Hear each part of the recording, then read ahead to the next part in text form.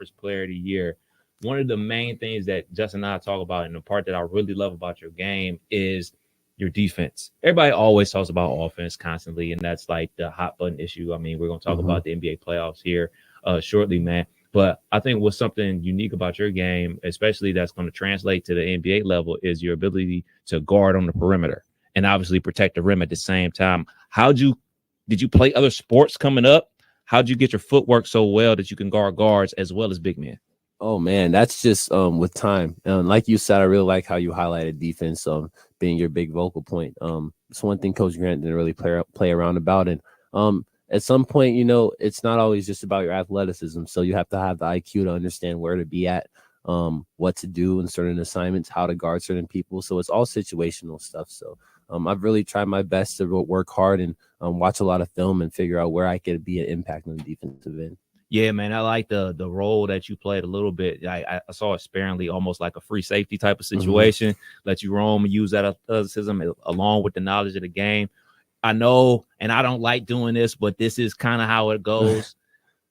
Who is your NBA comp? Ooh, man, that's a good one. I would say my biggest comparisons that I've gotten from others, and I personally believe as well, Naz Reid. I like his game a lot. Yeah, that's a big one. Al Horford, I like the way he plays. Draymond, defensively, I like the way he plays on defense. Not jump shot, though, right? Nah, the jump shot, not really, but I like the other stuff about Draymond. I really like Pascal Siakam's game. I like that game a lot. So those are the guys mainly that I could see myself like in the future, like playing very similar to. I love Naz Reid's game, man. I love it, man. I mean, look at his game. I mean, he's technically a six man. He's a 6 man of the year. He comes off the bench, but like, look at his production when he's out there. I mean, he anchors the defense when he's out there. He's able to knock down perimeter shots. And I mean, that putback dunk he had over the Nuggets the other night, that ended it. That was I was like, it's over. It was still like 3 minutes to go. I was like, but that's game. Like that just snatched the Nuggets soul, man. So that's a great comp. When you talk about player comps, though, like that's how you kind of compare yourself to going through this draft process. And you're going through these evaluations. Do they give you comps? Are they kind of telling you what players that you remind them of? I mean, what's that process like? Are they giving you some comps as well? They don't give me like too many comps. They do say like with their system how they see me playing. They ask us like in the interview process with them. But I mean, when you go from team to team and interview with them, like you kind of see what they're looking for. But the comp part, they don't really do that as much as you might think. So the NFL, we always, are astonished at the questions that they ask in these, like, and keep forgetting that this is basically that. I mean, this is like the combine, basically. Yeah. For you guys. What are some of the wilder things that they're asking you throughout this like whole process? I mean, you're expecting basketball questions or character type questions. Are they asking you questions that are throwing you like completely like out of left field? It's hard sometimes. I mean, I didn't get hit with that many curveballs this year. But I would say like the hardest thing that I was asked to do, it was not because of what it was because how fast I had to do it. I was interviewing with the Grizzlies and the head coach was in there and he gave me a sheet of paper and a marker. He's just like very fast. He's like, last second shot, you can't take the shot, go. Like draw up a play, go, like just go. So I was thinking immediately like, wow, this is like, I'm like, whoa, okay. So I read it for Kobe Bryant. Like a flare action for him to get a 3, but it's just the fact that it was so fast. Like that's what it was that like was. So you had the marker where like you had to get your marker out and drop the play. Like it's a timeout and you got to drop the winning plays you talked about. I mean, a flare for Bray is not a bad call. That's a pretty good one to call. I was asked you to drop a play for the Grizzlies. Clear out for Ja. Oh yeah, clear out for Ja. That's exactly right. Yeah. Ja out there. Yeah. That was tough. We got DaRon Holmes hanging out with us here in studio. It's the Kidder and Kev Show, 1410 ESPN Radio. This is year 2 now going through this process. And Kev and I have talked about this, like why players don't take advantage of this. And I think every player that has a chance does this. Don't get me wrong. But talk about how valuable this experience is, especially like last year. Did you think you had a shot to go to the NBA last year, or was that just a chance to go kind of be evaluated and figure out what you needed to work on game-wise? What's the difference declaring for the draft this year versus last year? And what are you learning this year compared to last year that's different? Why is this different this year, I guess? I would say the biggest difference is I'm way more confident in understanding like of what I need to do. And I feel like it's going to help me with my decision when I do make one. But just like last year, I was a little bit more shaky and nervous going into it. This year, I've seen it a little bit more. So I have that confidence part, and that's just part of growing and maturing as the time goes, What did they tell you last year you needed to work on. Obviously, I mean, Mm-hmm. once we sit there and we pretend we're in that room, and they told me he needed to work on his three, and he worked on his three, and here you go. But I mean, was the three? What were the areas of your game last year that they said, all right, DaRon, to get to this point, here's what you need to focus on? And there's two-parter here. When they tell you that, is that tough when the NBA is telling you need to work on this, but you can't do it at the expense of what your coach needs you to do at Dayton? So like that's a tough balance, and that's where the experience of AG comes into play. Of he knows how the NBA works, he knows what you need to work on for that, but also knows what you need to do for the betterment of the team. What were some of those things that they were telling you last year? Like you just said, the 3-point shot was definitely the biggest thing. Just being able to be consistent, because understanding I'm not going to be the biggest guy out there anymore. Like you have to knock down shots and bring the bigs out. Defensively, just continue to be a pest and be very good, like he said, free safety wise, and being able to hold your own and anchor a defense, and then set better screens, make good plays. That's all they were really telling me. But so like you said with AG, that's why I really am glad that I play at the University of Dayton, because they do a very good job of implementing what I can work on in the offense without it hurting the team. So I feel like we did a good job with that this year. Talk about your relationship with Coach AG, man, because I mean, you had obviously the opportunity to go pro last year, but you decided to come back, and obviously you still kind of like up in the air about what you're going to do now. You know, obviously there has to be a great relationship between the star player and the head coach. Great relationship, like you just said. He's very humble. So as the rest of the coaching staff, just very wise, and like you can learn a lot from him, not even just with basketball, but with life. So those are the biggest things I took away from being around him. Just being around him, like it's like, man, like you can look up to him, and it's like, man, he teaches you a lot of stuff. So yeah, one of the biggest things I love about Coach AG is his hairline. I mean, I look and I see how, I won't say old, but mature. Yeah, I mean, I got a little salt and pepper coming in, but he got a lot. But he has a strong hairline at that age, man. And that's like one of my goals, is to be his age and have a hairline. That's right. That's right. I hope me too. Me too. I was at home for Mother's Day, and I was hanging out with my pops, and I'm looking at the edges, like, all right, you're still hanging on, and I'm like, okay, maybe I can still hang on. But like, I like that. I like that. You age better than anyone. When my friends find out your age, you don't have to give out your age. But if you had to guess, what do you think the age gap is between Kev and I? And I will say he's older than me. But what do you think the age gap is between Kev and I? I'll say like 2 years. So that's what I'm saying. Now, do I look old, or do I look a bit like I'm 34? You guys both look like you're in your 20s. Like late 20s. Late so 20s. There you go. Yeah. You can give out your age if you want. I am 45 years old. Whoa, no way. You're not 45, man. Yes, I was actually. That's not old, but still, there's yeah, ring man. the bell anyway, though. Yeah, man. I was born in the great year of 2002. I graduated Wright State in 2002, so you know.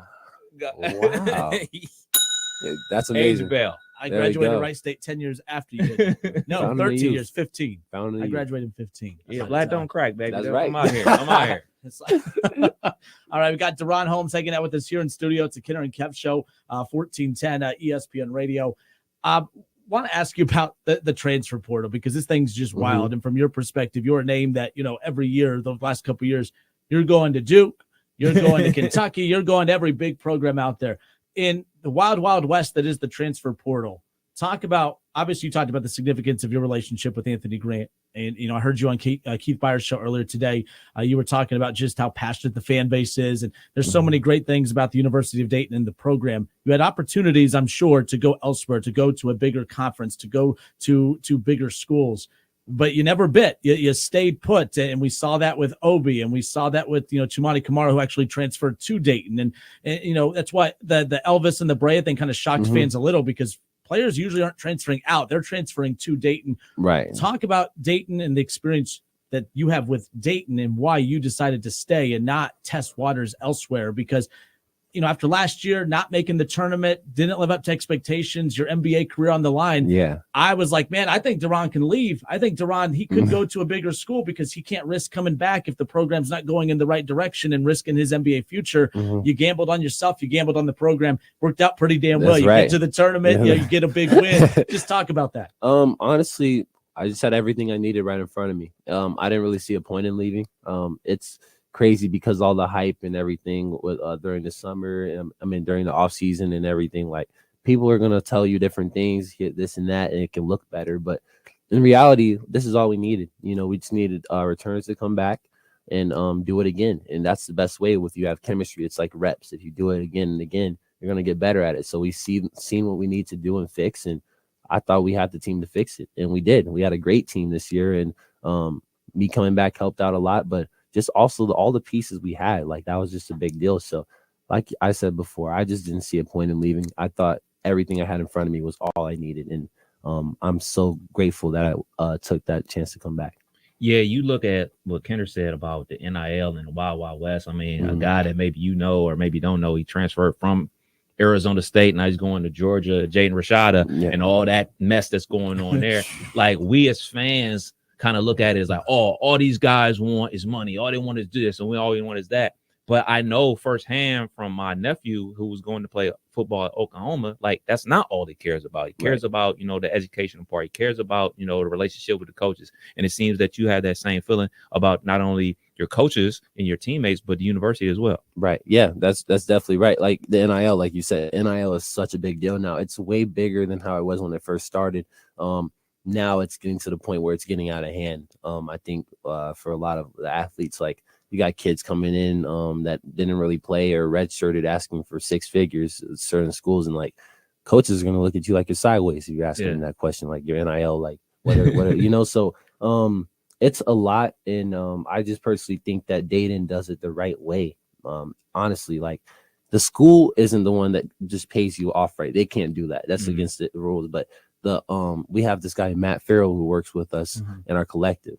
Like guys like that are game changers because it's the right way to do it. It's the right way to go about it. They look over the contracts. Like very, very good job by Dayton and what they did, especially with me and the other my other teammates with their NIL too. So Yeah, rewinded to last year. I mean, we were on the air as the Nevada game was going on.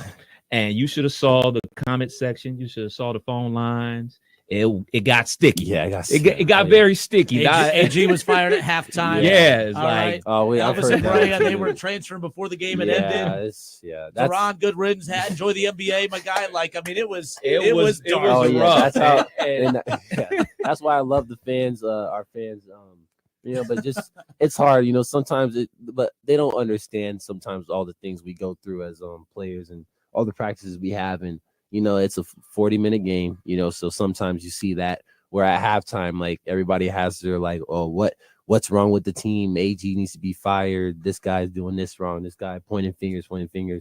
But in reality, like that's every fan base, so that's the beauty of it. That's what they get to do. That's fun for them. That's how they interact with each other. So it's just pretty funny, but it's cool. So it's special that we have fans here. Yeah, man. So talk about that last, like, what was it, like 7 minutes of the game? Yeah. Because the last 7 minutes, boy, it was a different game from that point on. You guys really turned up the defensive pressure. Definitely was. That last 7 minutes was crazy. Like I was just on the court thinking, wow, we're gonna do this. And we talked about it at halftime. We just addressed what we needed to fix. And they had this one guy that was just hot from the line. Like he was just going crazy, the little Lucas guy. And we're like, man, what do we need to do? Went out there, we slowed him down, and the other guard Blackshear, and we were able to do our thing. We had guys hitting threes, Brea, Nate Santos, all of our guys hitting shots.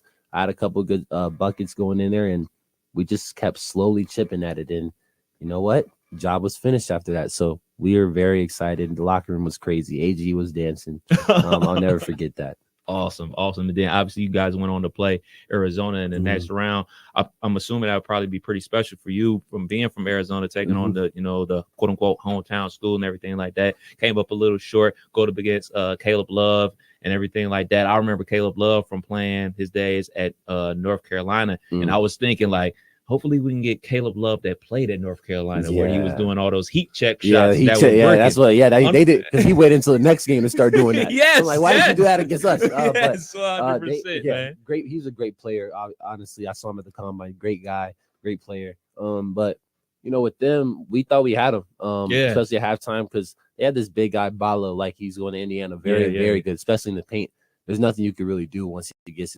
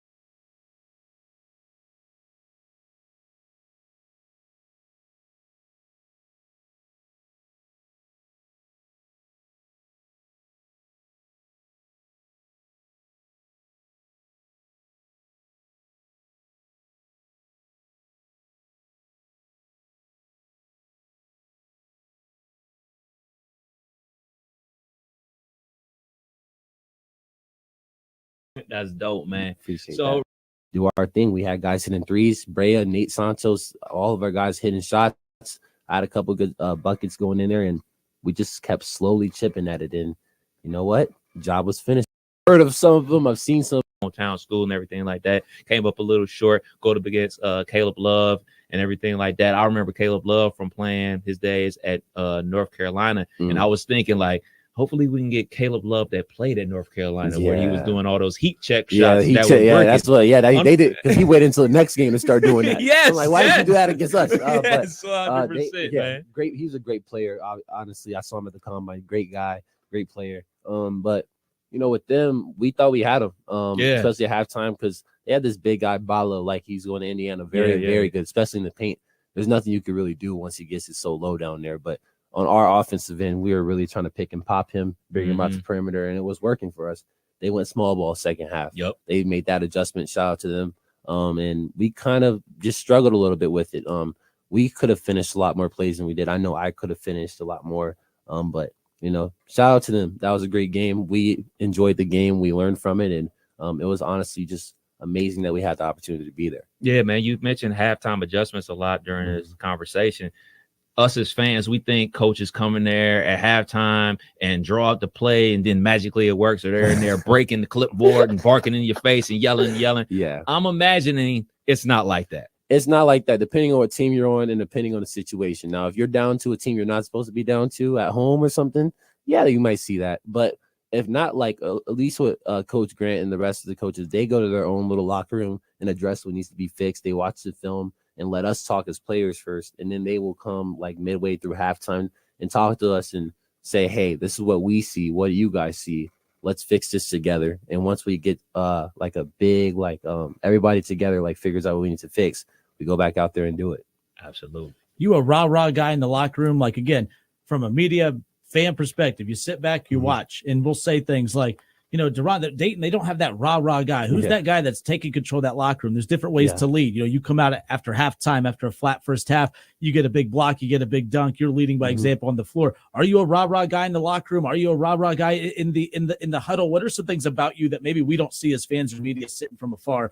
Tell, you know, as far as your role in the locker room, you talk about that. Coaches go off to the corner. It's just you, players only in that locker room. What are you doing in that situation? This isn't the NBA combine where I'm, you know, drop a play, but no. It really depends. Like when we had Tamani, that was him. He was the guy that would say it, whatever. You know, he was the guy we listened to. We would go on the court. He did it all. You know, so that was the luxury we had with him being here before. That leadership stuff, he took that like to the max. And even when he wasn't here, this last past year, it was a little different because we didn't have that one like true like leader. You know, I was one of the captains. Kobe, Elvis, and Brady were also other captains, but we still like everybody contributed and talked. It wasn't just one guy that would really be like, hey, like this is what we need to do like every single time. I would speak up a lot, but still like everybody would put in what they have to say, you know. All right. Well, we have DaRon Holmes here in studio. We're going to step away for a few moments. So what time we got here? Either way, we got this. All right. We'll step away for a few moments. When we come back, talk a little NBA playoffs with DaRon Holmes. He's sitting back right now trying to figure out which team he is going to play for, you know, next season, of course. But he's taking an eye and watching the Final Four teams on both sides, of course. So we'll talk NBA playoffs. Are you a mock draft guy? Do you sit back and look at mock drafts? Or, I've heard of some of them. I've seen some of them. Oh, come on. I've seen you mean to tell me you don't look? The one I keep seeing, a lot of people are texting me about ESPN. It has me very, very late. But I don't know. Late second. But a lot of the other ones have me in the first from what I'm hearing. But I'm not paying too much attention to it. But I pay attention a little bit. And you got the coaches' comments down, right? I don't pay attention to that stuff. But if you looked at your phone, you have all these mock drafts on there, right? No? Oh, yeah. I do. Exactly. That's what I thought. All right, we'll be right back. DaRon Holmes in studio with us. It's the Kinner and Kev Show, 1410 ESPN Radio. All right, so like on the Chatterbox side, this is where we just kind of sit back, we do the countdown, and then we come back live. So coming back in 5, 4, 3, 2. By the way, you need a drink. You good? Everything good? Okay, cool. 3, 2, 1. Well, it would help if I had the. Let's do this again. 3, 2, 1. Justin Kinner, Kev Nash, Dayton's ESPN Radio, 1410 Wing AM. We are off and rolling here on a Wednesday. We got DaRon Holmes hanging out with us. The Yeah. draft a month from now. Coming up. And of course, we're going to talk all things NBA playoffs with DaRon. We just recapped his time at Dayton and the preparation for the draft coming up, and we appreciate his time. He thinks Kev looks like he's in his 20s, so we figured that out nonetheless. Real quick before we get too far away from the NIL and the portal conversations. The Dayton Six, that NIL collective, they've really come together over the last couple of years. But when you moved to Dayton, when you first committed to Dayton, right away, the relationship that you formed right off the bat was with a big sponsor of ours, of course, in Lee's Famous Recipe Chicken. That's one reason that we all kind of united here today. We got Cam off to the side saying, "Hey, don't forget us." He didn't say that, but I got his back. But just talk about that, because you came to Dayton right as NIL started to really be a thing. Right. What was that relationship with Lee's like here locally, and just kind of talk about your relationship with them? Well, I have to shout out Lee's because they were the first ones that we really worked with. And my cousin was looking because NIL was just getting started. And, I'm a freshman coming in, so I'm not a big target with a lot of these companies with NIL yet. I'm, fresh meat. So I really didn't know what was going on. So my cousin, I think, reached out to Lee's and they were willing to do something, and it's not like they knew me at first. They might have known about me, but they know I probably wasn't big enough yet to start anything crazy. So the fact that they were willing to invest and work with us is such a big deal. So they really kicked off my whole campaign with NIL. So if it wasn't for Lee's, I might not be in the same position with all this NIL stuff, honestly. So really have to give them a valid shout out. I just love seeing all the marquee shots that this stuff, the promotional shots you did, with Lee's, and those are memes now. Every time, he had a big game. So that's great promotional stuff for Lee's. That's amazing. No, we were joking about the mock draft stuff coming up, and I know you say you don't pay attention to the mock drafts and everything, but we talked earlier on the KB show about, is that a team that you're kind of keeping an eye on? Is there a team to get to the NBA? It don't matter. I mean, that's going to be, that's a huge accomplishment. I mean, you've accomplished so much to this point, but is there a team that you're like, man, if I had to pick, this is where I would like to end up? I mean, have you thought about that? Honestly, any team, anywhere with the right fit is good for me, so honestly, I can't complain. You got to be grateful for wherever you end up, especially with the NBA, because that's opportunity. You can't take that for granted. So if it's Phoenix, great. If it's Detroit, great. You got to be positive. New York, great. It doesn't matter. So wherever it is, I'll be happy. Indeed. So let's talk about what happened last night in the association. I love the association so much. Western Conference semifinals had me up on the late night, even though I had to get up super early in the morning. But man, talking about the Eastern Conference Finals last night, I mean, the Pacers let it slip through their fingers, man. Yeah, you got to foul. You got to foul if you're up 3 like that. Don't even let that happen. So that's what I think they should have did. But hey, I'm not the coach, so I don't have as much expertise as their coach probably does in that position. But from what I do know is I think they just should have probably fouled, made them shoot the free throws, get the ball back, win the game. But hey, that's part of the game, I guess. Double clutch threes to OT, and you don't want to play the Celtics in OT, so it's tough. Yeah, man. For me, my takeaway from it, I get 22 turnovers, bro. 22 turnovers is insane. And they should have had another one. But the other part is Nembhard inbounds the ball with a timeout in his pocket, and he's throwing it to Siakam as Siakam is headed towards the other basket. Oh, man. Now, I didn't play high school basketball, but I watch a ton of basketball, NBA, and college. Never pass it that way. Right, that's correct. That's good. And Halliburton, he runs directly to the corner, so that takes away an option for him to pass the ball to. And I'm like, never go to the corner. Right. So that whole situation, and you look at a coach like Rick Carlisle, a championship coach like Rick Carlisle, who coached circles around my guy Doc Rivers in that playoff series versus the Bucks. I don't know how that's allowed to happen or how that happens to professional basketball players. Yeah. You'd be surprised. It's very crazy how stuff like that happens. So fast. And then, I mean, you look at Jaylen Brown hitting that corner 3. He really bailed my guy Tatum out because Tatum was not having a good fourth quarter. Exactly. It was tough on him. It's Brown helped him out a lot. Let's just say that. That's they complement each other very well. That's a good duo. So let's just say that. Indeed. And then everything that happened with the Mavs and OKC, that series, and then Game 7 with the Nuggets and the T-Wolves. You were a freshman when Ant-Man we played. Okay. Yeah, I was a freshman. Ant-Man was no, I wasn't. No, that was Maui, right? That was no, I wasn't here. Oh, you were here? No, yeah. Okay. Here, Yeah, that's right. But that was in Maui. That was the Obi year. Yeah, that was okay. And they shut him down too. I think it was Ibby. Was it who was guarding? It was either Ibby or Rodney. I think it was Rodney. Yeah. But they shut him down, and that's why every time he has a big game, you refresh Twitter. I guarantee you there'll be a Flyer fan say, "We shut him down. We shut him down in Maui." Well, this ain't Maui. What do you make about all these memes and everything going around? Last year it was Jimmy Butler is Michael Jordan's son, and now Ant-Man is Michael Jordan's son. I love it. Honestly, I love it because that's just how social media is now. It's just funny, so it's just a way everybody can interact with each other. As long as it's not anything like crazy and like disrespectful, I think it's pretty cool. I like it.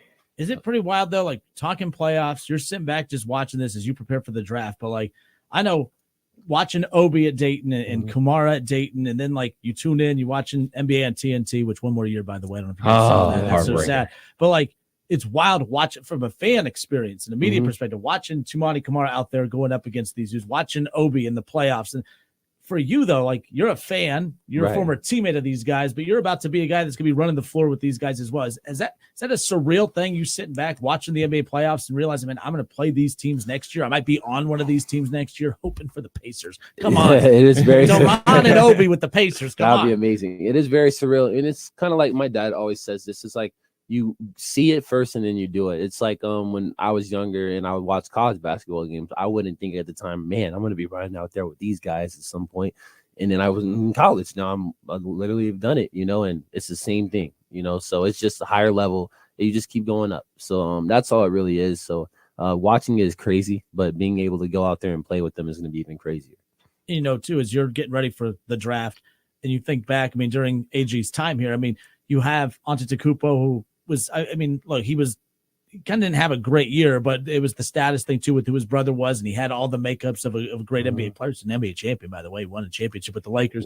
You hear Dayton Flyers' name on draft night with Antetokounmpo, and then you get to Obi Toppin, and you hit Tumani Kamara, and you're next. They had Dayton night where you got to see Tumani Kamara and Obi go against one another. I believe, did they have the jump? Did they have the jump against one? No, they played one another nonetheless. You're going to be playing against those guys next year. You add that layer of surrealness to that too. That has to be pretty wild as well. It definitely is crazy. It's very wild to think about. So you talked to Obi? Have you talked to Obi during this? I talk to him every now and then. Not during this draft process. He's crazy busy with the playoffs. Yeah. So I definitely understand. He did play very good. So I try not to be a pest with that. But they just know we all have each other's support. We check in every now and then though. So that's pretty cool. Well, we have Obi for a couple, or we have Obi. Oh man, that's disrespectful. No, it's not actually. Obi's great. But no, we have DaRon Holmes with us here in studio. We'll step away for one more minute, for one more break. When we come back, rapid fire, Kev Nash and DaRon Holmes. And I was called a hypocrite. They said, you're going to have DaRon Holmes in studio, and you're not going to bring up the fact that you said he was not worthy of winning the A10 Player of the Year outright. You're not going to do it. I'm a hypocrite. I'm afraid of DaRon Holmes. I am afraid of him. I come up to him as like his waist. Of course, I'm afraid of him. But yes, I have to bring that up when we come back because I got destroyed on social media. I got destroyed. But we're going to talk about that. Rapid fire, Kev Nash and DaRon Holmes when we come back. Kidder and Cap 1410 ESPN Radio. There we go.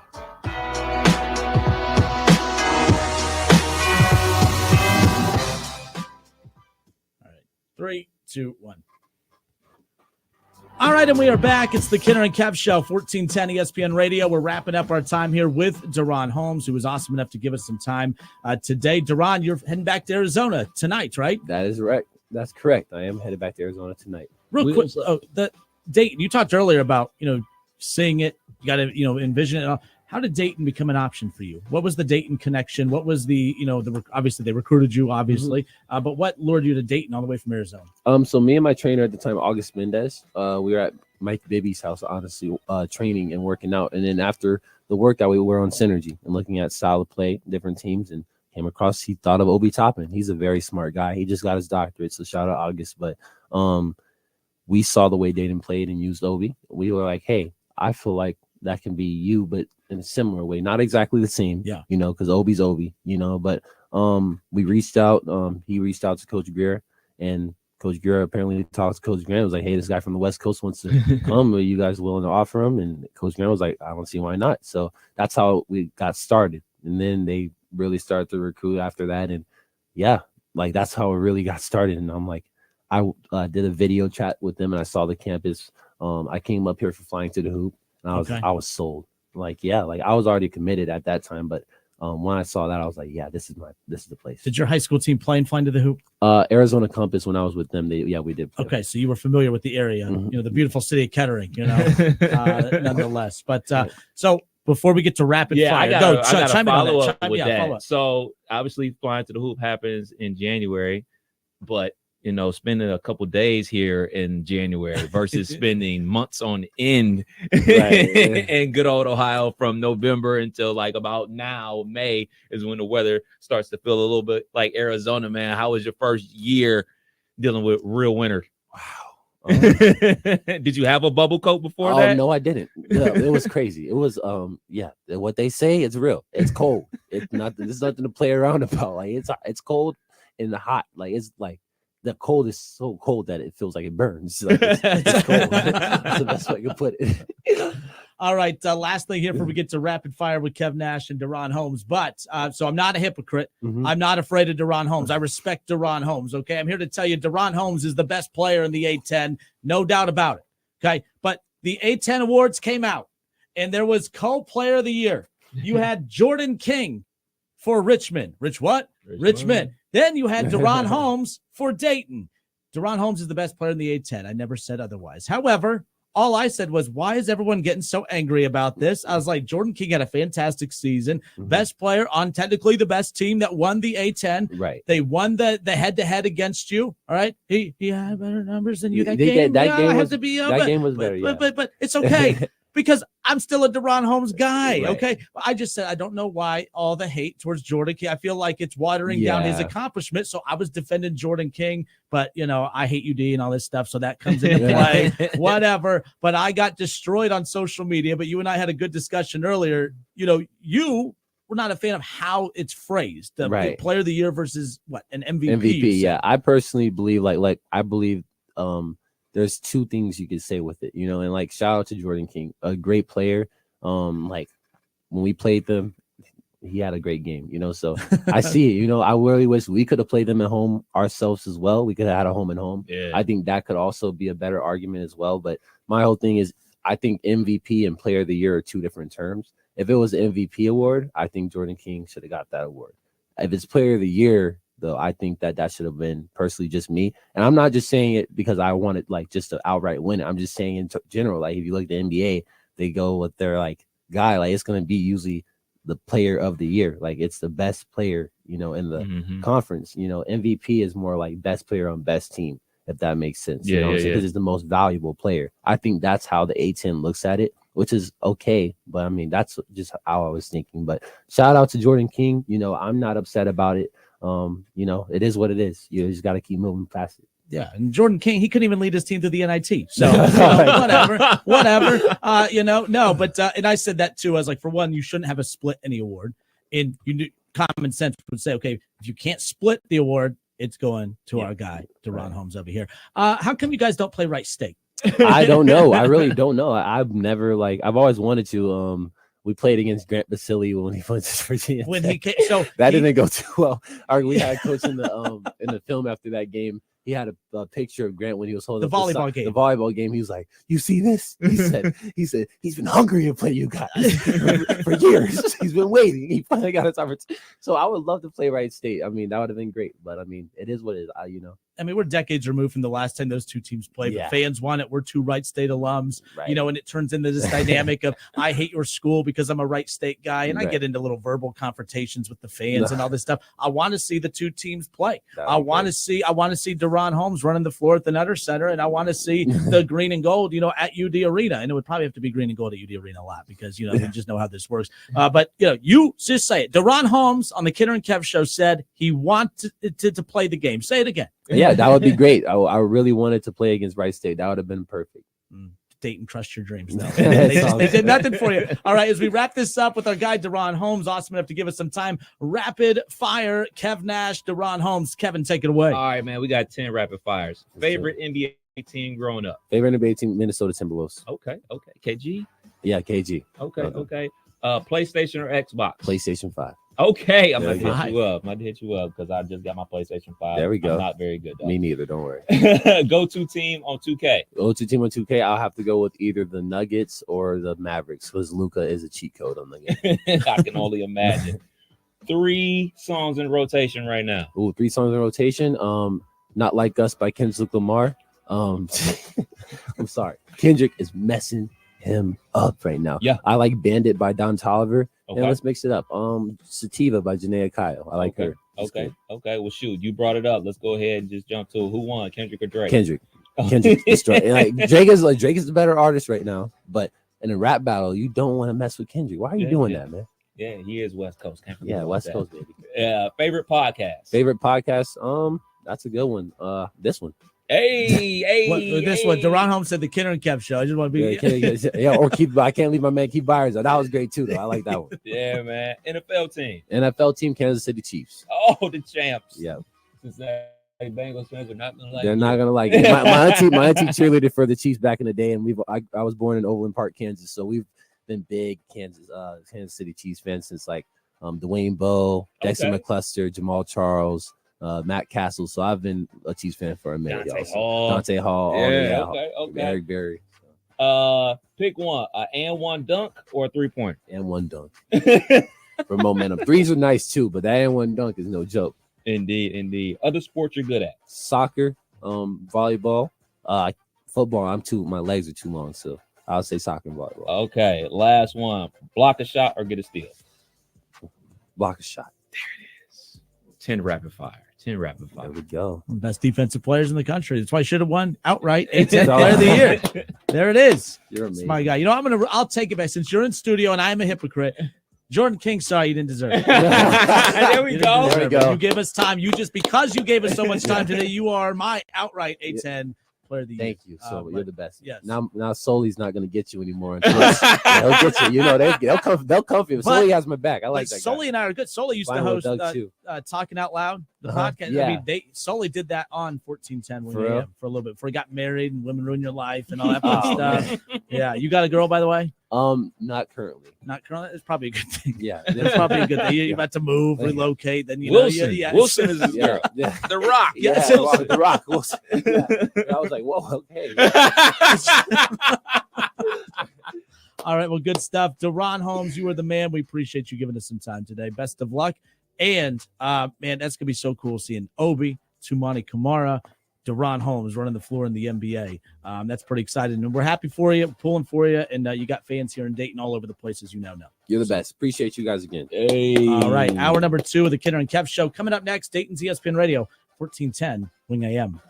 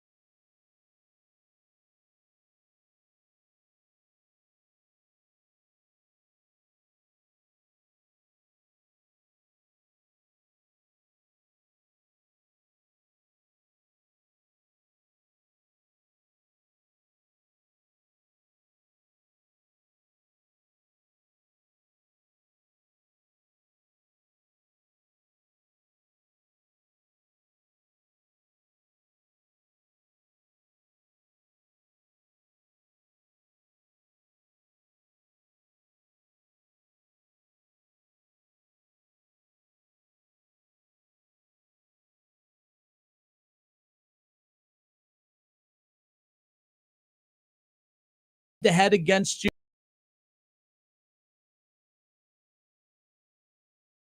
Okay, because I'm still a DaRon Holmes guy. Right. Okay, I just said I don't know why all the hate towards Jordan King. I feel like it's watering down his Yeah. accomplishment. So I was defending Jordan King, but you know I hate UD and all this stuff, so that comes into play. Whatever. But I got destroyed on social media. But you and I had a good discussion earlier. You know, you we're not a fan of how it's phrased. The Right. player of the year versus what, an MVP. MVP, yeah. I personally believe I believe there's two things you could say with it, and like shout out to Jordan King, a great player. Like when we played them, he had a great game, so I see it, I really wish we could have played them at home ourselves as well. We could have had a home and home. Yeah. I think that could also be a better argument as well. But my whole thing is I think MVP and player of the year are two different terms. If it was an MVP award, I think Jordan King should have got that award. If it's player of the year, though, I think that should have been personally just me. And I'm not just saying it because I wanted like just to outright win it. I'm just saying in general, like if you look at the NBA, they go with their like guy, like it's going to be usually the player of the year. Like it's the best player, in the conference. MVP is more like best player on best team, if that makes sense. Because it's the most valuable player. I think that's how the A10 looks at it, which is okay. But I mean, that's just how I was thinking. But shout out to Jordan King. I'm not upset about it. It is what it is. You just got to keep moving past it. Yeah, and Jordan King, he couldn't even lead his team to the NIT. So whatever. No, but and I said that too. I was like, for one, you shouldn't have a split any award. And common sense would say, okay, if you can't split the award, it's going to our guy, DaRon Holmes over here. How come you guys don't play Wright State? I don't know. I really don't know. I've never I've always wanted to. We played against Grant Basile when he went to Virginia. When he came, so that didn't go too well. We had a coach in the film after that game. He had a picture of Grant when he was holding the volleyball game. The volleyball game. He was like, "You see this?" He said he's been hungry to play you guys for years. He's been waiting. He finally got his opportunity. So I would love to play Wright State. I mean, that would have been great. But I mean, it is what it is. I mean, we're decades removed from the last time those two teams played. Yeah. The fans want it. We're two Wright State alums, right. And it turns into this dynamic of I hate your school because I'm a Wright State guy, and right. I get into little verbal confrontations with the fans and all this stuff. I want to see the two teams play. I want to see DaRon Holmes running the floor at the Nutter Center, and I want to see the green and gold, at UD Arena. And it would probably have to be green and gold at UD Arena a lot because we just know how this works. But you just say it. DaRon Holmes on the Kidder and Kev show said he wanted to play the game. Say it again. Yeah, that would be great. I really wanted to play against Wright State. That would have been perfect. Dayton, trust your dreams, though. They did nothing for you. All right, as we wrap this up with our guy, DaRon Holmes, awesome enough to give us some time. Rapid fire, Kev Nash, DaRon Holmes. Kevin, take it away. All right, man, we got 10 rapid fires. Favorite NBA team growing up? Favorite NBA team, Minnesota Timberwolves. Okay. KG? Yeah, KG. Okay. PlayStation or Xbox? PlayStation 5. Okay, I'm going to hit you up because I just got my PlayStation 5. There we go. I'm not very good, though. Me neither, don't worry. Go-to team on 2K. Go-to team on 2K, I'll have to go with either the Nuggets or the Mavericks because Luka is a cheat code on the game. I can only imagine. 3 songs in rotation right now. Ooh, 3 songs in rotation. Not Like Us by Kendrick Lamar. I'm sorry. Kendrick is messing him up right now. Yeah. I like Bandit by Don Toliver. Okay. And let's mix it up. Sativa by Janaea Kyle. I like her. Okay. Well, shoot, you brought it up. Let's go ahead and just jump to who won, Kendrick or Drake? Kendrick is strong. Drake is the better artist right now. But in a rap battle, you don't want to mess with Kendrick. Why are you doing that, man? Yeah, he is West Coast. West Coast, baby. Favorite podcast? That's a good one. This one. This one, DaRon Holmes said the Kidder and Kev show. I just want to be I can't leave my man Keith Byers. That was great too, though. I like that one. Yeah, man. NFL team, Kansas City Chiefs. Oh, the champs. Yeah. Cincinnati Bengals fans are not gonna like. They're not gonna like it. My auntie cheerleaded for the Chiefs back in the day, and I was born in Overland Park, Kansas, so we've been big Kansas City Chiefs fans since Dwayne Bowe, Dexter McCluster, Jamal Charles. Matt Castle, so I've been a Chiefs fan for a minute. Dante Hall, okay. Eric Berry. Pick one: an and one dunk or a 3-pointer. And one dunk for momentum. Threes are nice too, but that and one dunk is no joke. Indeed. Other sports you're good at? Soccer, volleyball, football. My legs are too long, so I'll say soccer and volleyball. Okay, last one: block a shot or get a steal. Block a shot. There it is. 10 rapid fire. There we go. Best defensive players in the country. That's why I should have won outright A10 player of the year. There it is. You're amazing. It's my guy. I'll take it back since you're in studio and I am a hypocrite. Jordan King, sorry, you didn't deserve it. There we go. You gave us time. Because you gave us so much time today, you are my outright A10 Player of the Year. Thank you. So you're the best. Yes. Now Sully's not gonna get you anymore. Until they'll get you. You know, they'll come for you. Sully has my back. I like that. Sully and I are good. Sully used to host Talking Out Loud, the podcast. Yeah. I mean, Sully did that on 1410 For real? for a little bit before he got married and Women Ruin Your Life and all that fun stuff. Yeah, you got a girl, by the way? Not currently. Not currently. It's probably a good thing. Yeah, it's probably a good thing. You're about to move, relocate, then you Wilson. know. Wilson is his girl. Yeah. The Rock. Yes, The Rock. Wilson. Yeah. I was like, whoa, okay. All right, well, good stuff. DaRon Holmes, you are the man. We appreciate you giving us some time today. Best of luck. And, man, that's going to be so cool seeing Obi, Tumani Kamara, DaRon Holmes running the floor in the NBA.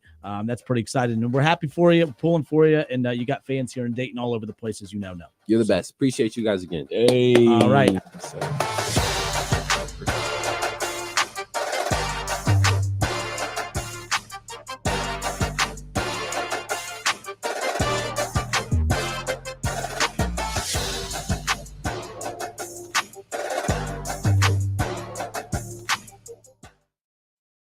Well, howdy! Thanks for coming to Big Bubba's. We got a mess of used cars. What can we do for you? We're looking for something cute. Well, here's a beauty, a 99 model with a moon roof. As a bonus, we'll throw in a leaking gas tank. You could be driving and kaboom! Adds that zing of excitement. You got any other cars? Wouldn't it be great if you could be warned of life's risks? If you have diabetes, you can. There's a simple blood test called A1C that can help measure your risk of complications such as heart attack. Why is it important? Because 2 out of 3 people with diabetes die from a heart attack or stroke. If your A1C is above 7, your doctor can show you how to lower it. If you have diabetes, know your risk for heart attack. Know your A1C. Ask your doctor, or for more information, go to www.diabetesa1c.org or call 1-877-TEST-A1C. Brought to you by the American Diabetes Association, Juvenile Diabetes Research Foundation International, and the Ad Council.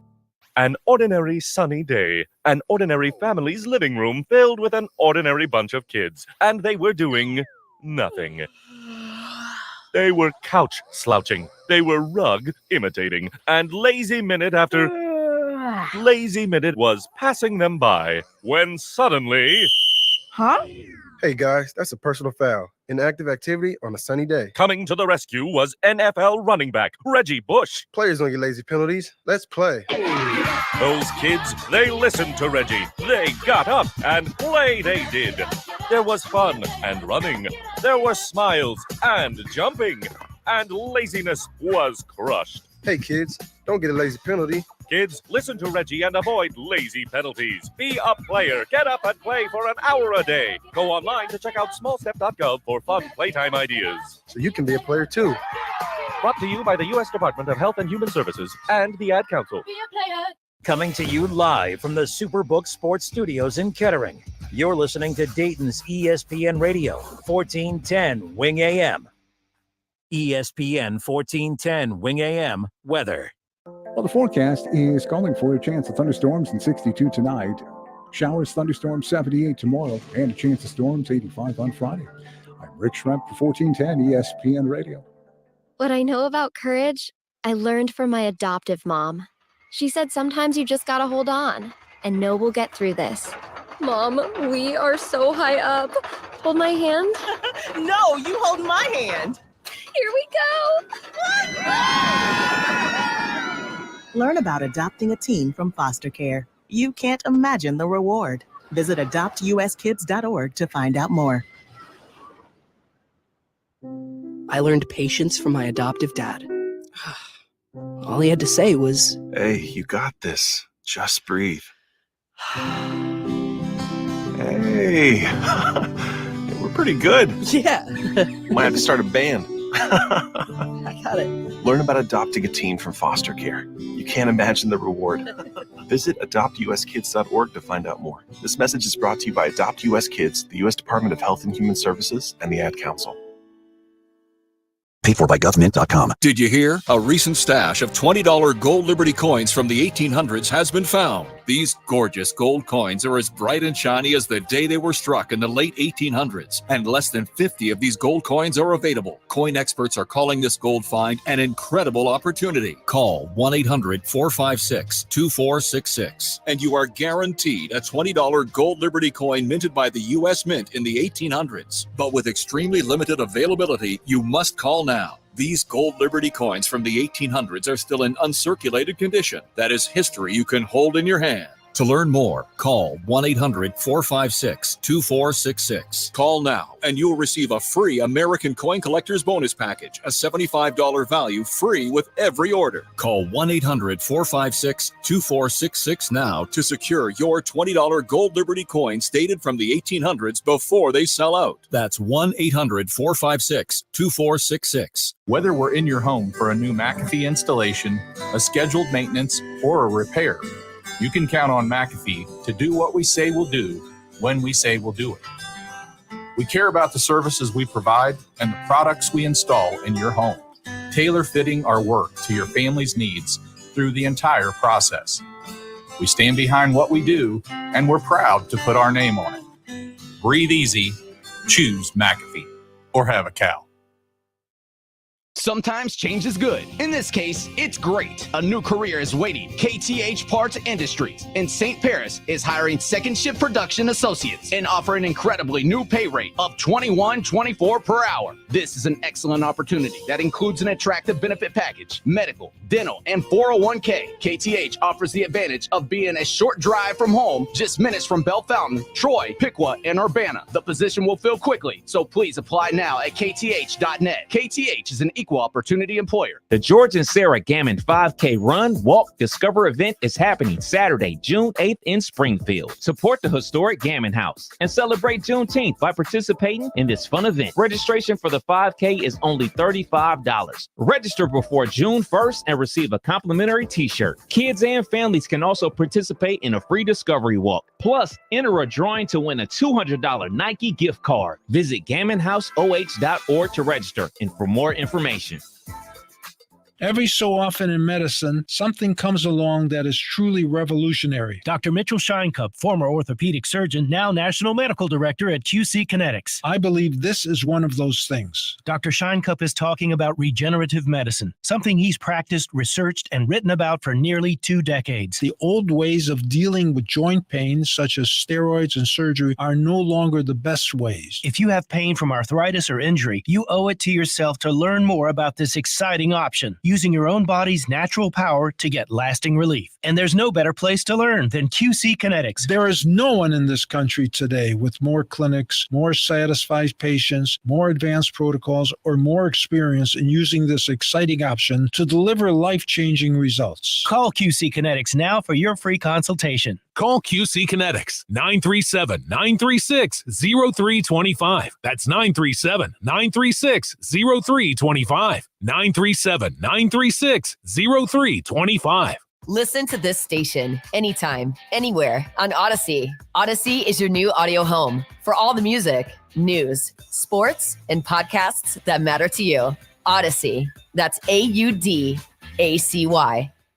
For victims of drunk and drug driving, your grief is unique, but you are not alone. You always have a place at MAD. Call the 24-hour victim helpline at 877-MAD-HELP or visit mad.org. Make sure you've liked and followed the Justin Kinner Show on Facebook. Enter a contest. Weigh in on the latest sports debates. Plus, you can watch Kinner and Kev weekdays at 3 p.m. Yeah, as if listening to them isn't bad enough. Now you can see them. Reds, Bengals, Browns, Buckeyes, and more. Follow the Justin Kinner Show on Facebook.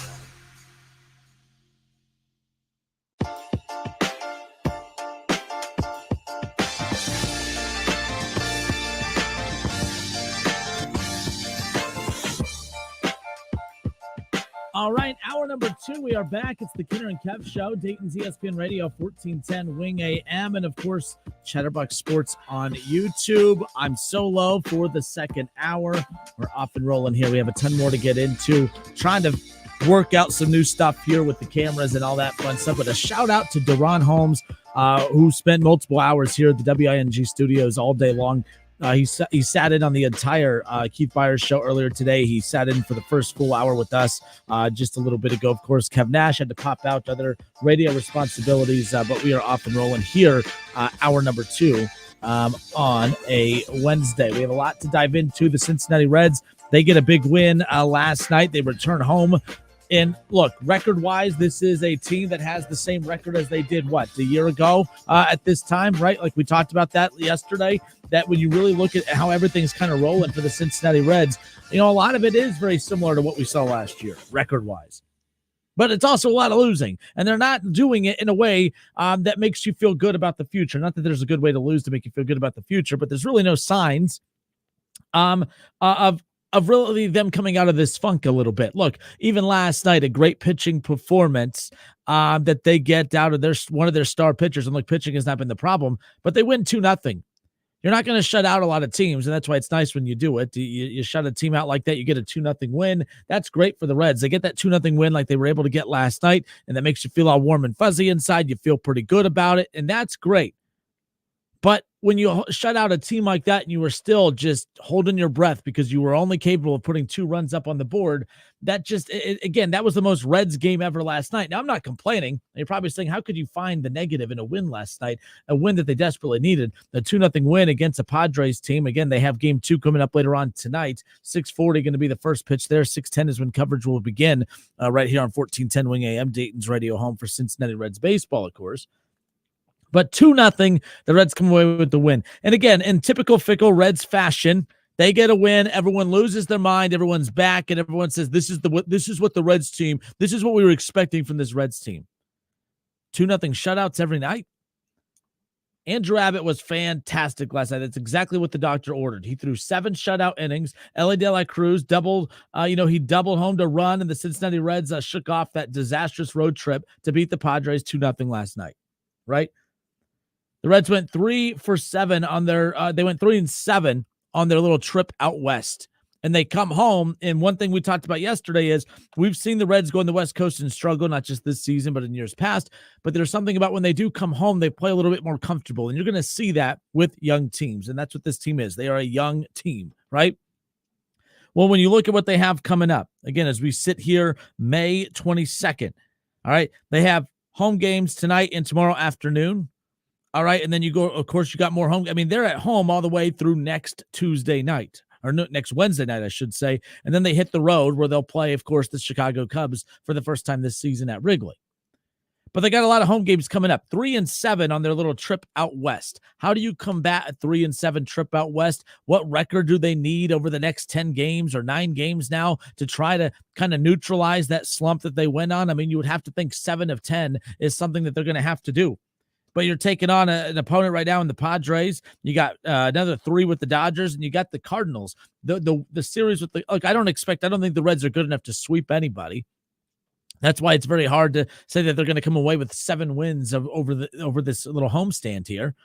All right, but I don't think they're good enough to beat the Padres. I don't think they're good enough to sweep the Padres. They're definitely not going to sweep the Dodgers. In fact, if they can get 1 of 3 against the Dodgers, to me, that's a big win for the Reds as far as that's concerned. And then you got the Cardinals. Look, when you can't hit the ball consistently, you're not sweeping anybody. I do not think that they're going to sweep the Cardinals, but taking 2 or 3, I think, is a pretty realistic expectation as far as that's concerned. All right, you got Nick Martinez on the mound tonight. The Reds lineup is out again, a very similar lineup to last night. We'll talk about the lineup coming up here in just a moment. But as far as the stopping of the bleeding is concerned, all right, the Cincinnati Reds, they get that win last night. They looked a little refreshed. You had Jonathan India, who finally had a big game. Okay, and it's like, okay, I feel pretty good about that win. I felt good for one. A win's a win. You have to feel good about it, right? You feel good about that win. Now you turn the corner. The problem is you get a big win like that, and then tonight they lose 7-2 or 7-3, and you still feel a little icky. What do the Reds have to do moving forward to change the vibe of the Reds fan base? And you can't just be generic and say, well, they just got to win. Because, yeah, you could say that they just got to win, but I'm also here to tell you all wins don't feel the same. Not all wins feel the same. Last night was a win, and you feel good about the win, but now I'm being negative, and I'm like, yeah, but they still 2 runs up on the board. Only able to put 2 runs up on the board. You shut out a team, you get 7 scoreless innings from Andrew Abbott last night, and we still have to head into the 9th praying to God that the Reds don't blow this one. Now, luckily, there's some confidence in the starting pitching. There is some confidence, of course, with this bullpen right now, even though they're still walking some guys, obviously. But I like what we saw from the Reds last night, that despite the fact that it wasn't the greatest offensive performance, and they haven't had many of those this season, don't get me wrong, their pitching stepped up and won them that baseball game last night. Really, pretty much all their wins have been because they've been able to step up and be able to win games like that because of the pitching when it's all said and done. You get Diaz coming in and getting his 8th save of the season. He walked a batter, which is concerning, as we talked about, but he did get the strikeout. But yeah, hit-wise last night, the Cincinnati Reds, only 3 hits. The fact that they were able to produce 2 runs on only 3 hits, I mean, that's fantastic. They needed that win. But you're not going to win a lot of games against the Padres and the Dodgers coming up only with 3 hits a game. They have to find a way to get that going. I don't know if that's going to come with tonight's lineup. So, Will Benson gets 1 of those hits last night, 1 of those 3 hits, and then Ellie De La Cruz. I mean, this is the concern. Like, I want to be so jacked. I just feel like this is how many times this season reminds me. I think it was the 2013 season. I think it was the last season with Johnny Cueto. And I remember Johnny Cueto, he had like an ERA that was right about 2. I think it was under 2. He had an ERA under 2. I mean, he was just dominant that season.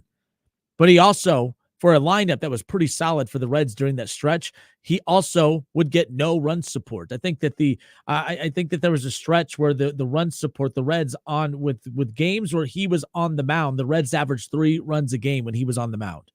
Okay. When he wasn't on the mound, all right, the Cincinnati Reds averaged 5 runs a game. It's like the big drop off when Johnny Cueto was on the mound. And it would always fascinate me because I think at times when you were a team that struggled, but like the Reds did, with Johnny Cueto's appearances, it's, man, we struggle to put the bat on the ball. Because they were they had a bad pitching, stat, or they weren't, they didn't have really great pitchers at that stretch. So when Johnny Cueto was on the mound, it's like the offense could take a night off.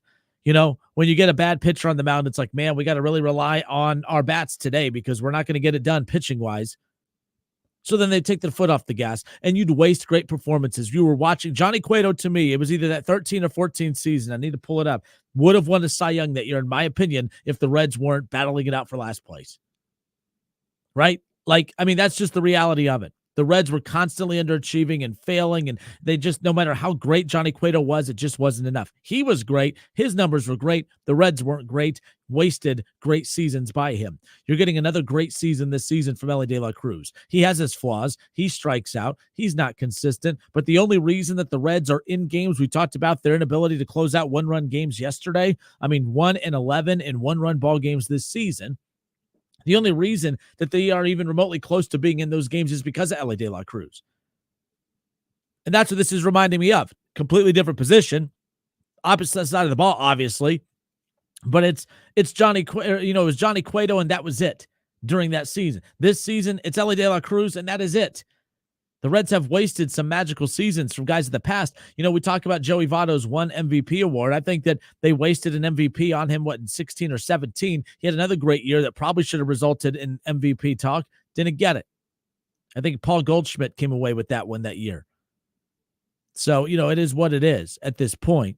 When you want to talk about, even the gold gloves and all this other stuff too. A lot of players have lost some individual awards because of that. Kenner and Kev, 1410 ESPN Radio, Chatterbox Sports on YouTube. No Kev Nash for the second hour of the show today. Shout out to Dayton Flyers' DaRon Holmes. He spent the entire first hour of the show with us talking NBA, talking about his preparation for the NBA draft coming up, even talked about the NBA playoffs. We talked about, of course, I got a ton of heat from Flyer fans because of the fact that, I said, hey, Jordan King, when he won A10 Co-Player of the Year with DaRon Holmes, Jordan King had a great year. I said, I don't know why people are burying Jordan King. He had a great season. I think he deserved to be co-player of the year because the fact that Richmond was supposed to finish like 7th in the A10, I think even worse than that. I mean, they were supposed to finish near the bottom of the A10. They win the dang conference. In the head-to-head, they beat Dayton. He had better numbers than DaRon in that game that day. It's what we talked about with DaRon. Now, I agree with DaRon about the fact that, okay, you have player of the year and MVP, 2 different things.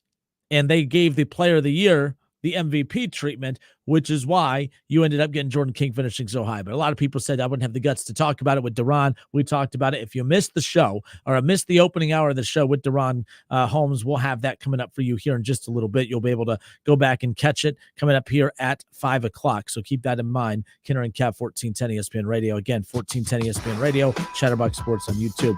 We'll step away for a few moments. A couple NFL, NBA notes as well. The most popular network sports show, of course, is Inside the NBA with Ernie and obviously Kenny and Shaq and Chuck. And there's only one more season of that coming up. The TV rights deals are totally shaking things up here in the world of sports, and we could be bidding farewell to that. We'll talk about that coming up here in just a little bit. Kenner and Kev, 1410 ESPN Radio and Chatterbox Sports on YouTube.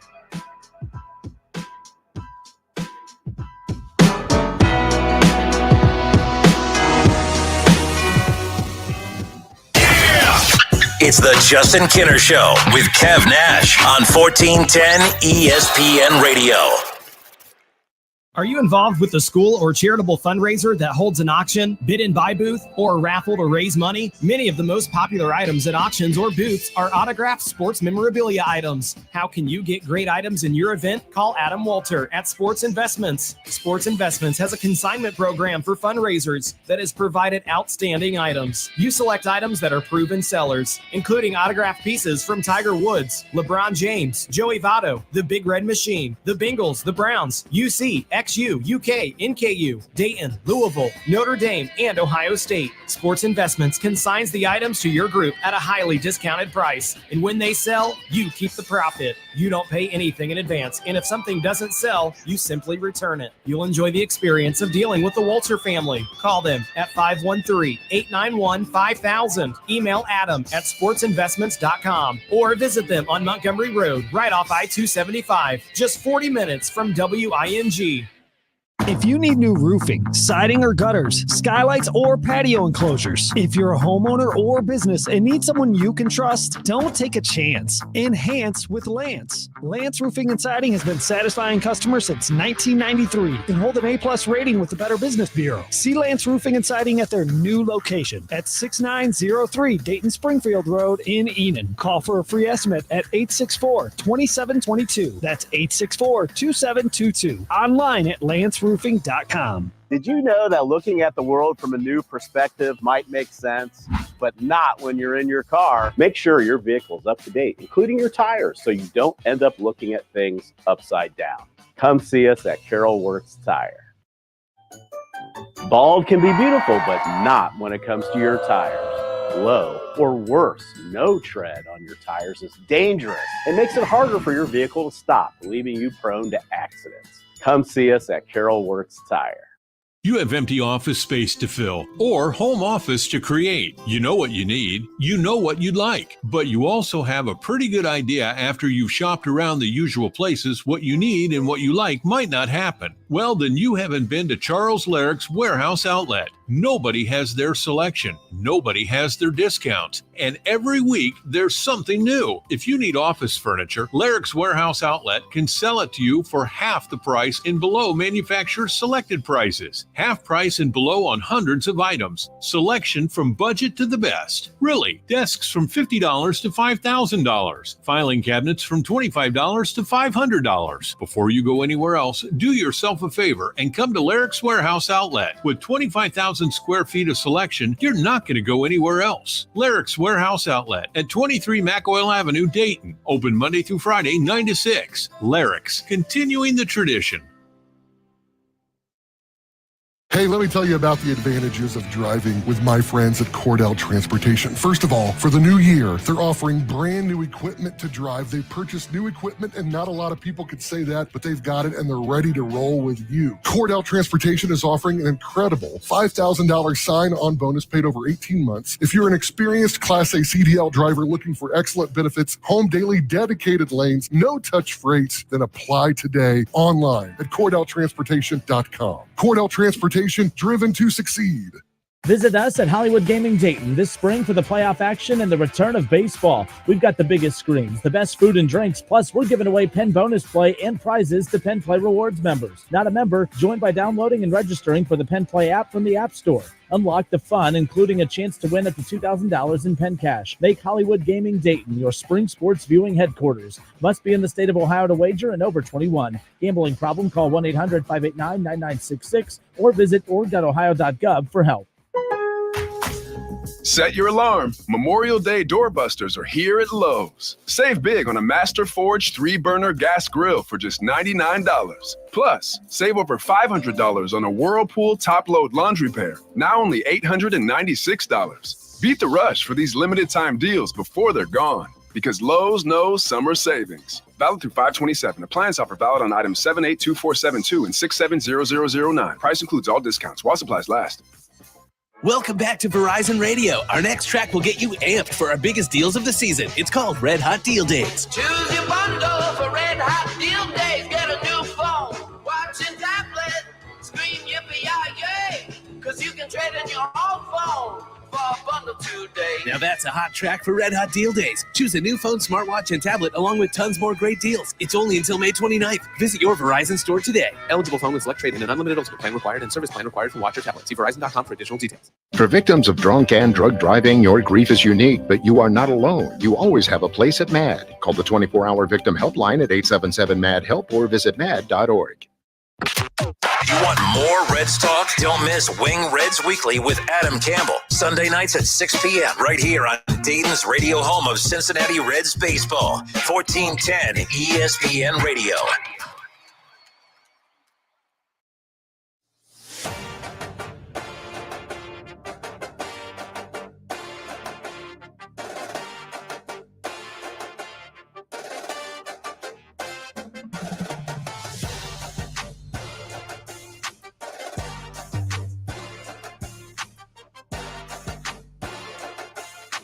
All right, and we are back. Justin Kinner with you here, Dayton's ESPN Radio, 1410 Wing AM. You just heard it. You want more Reds talk? Wing Reds Weekly with Adam Campbell. You can catch that every Sunday from 6 to 7 p.m. or immediately following any Reds mid-afternoon games that transpire. In fact, this past Sunday, Adam Campbell had a chance to catch up with the Hall of Famer Hal McCoy.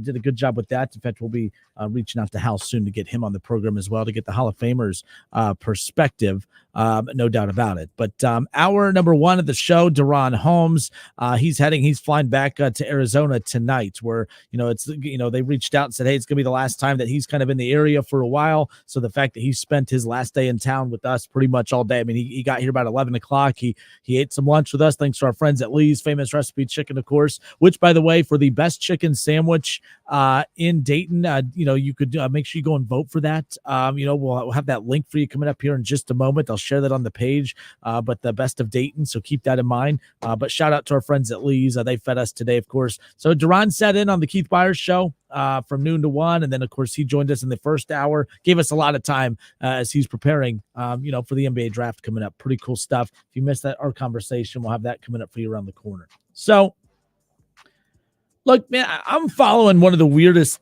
stories in sports, and that is this Caitlin Clark thing. And I know you guys are probably tired of hearing about all the Caitlin Clark stuff, but the bottom line is I have never seen a sport root for the biggest star to come into the sport to fail ever. Like, I remember when LeBron James, and I don't know if it's fair to compare Caitlin Clark to LeBron James, but from a standpoint of what the name of this individual does notoriety-wise for the league, I'd say it's pretty dang close, okay?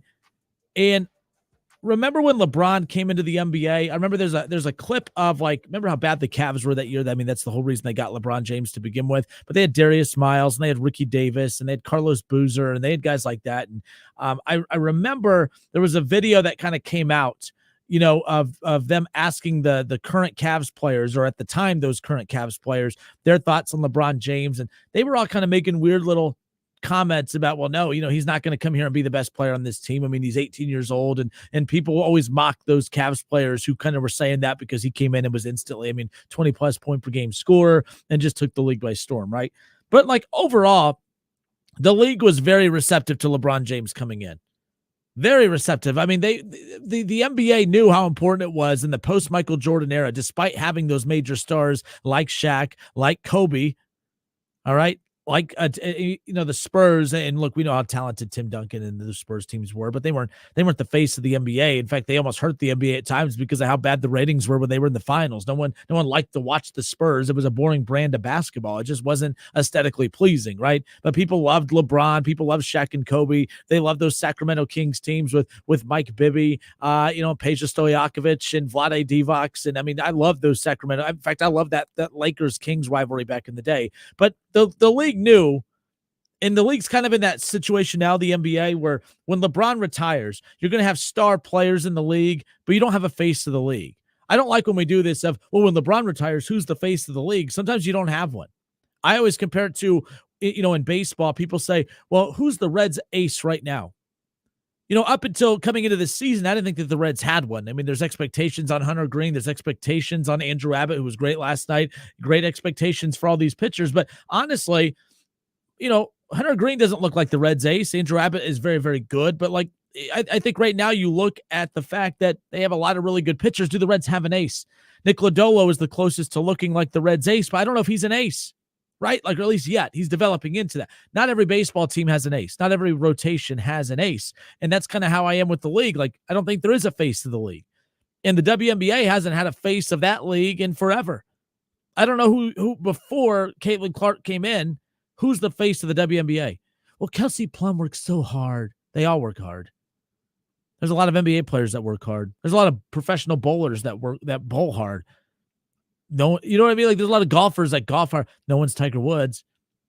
Tiger Woods, you can make an argument, even with what we saw, like Scotty Scheffler, with everything that went down at the, at the PGA last weekend.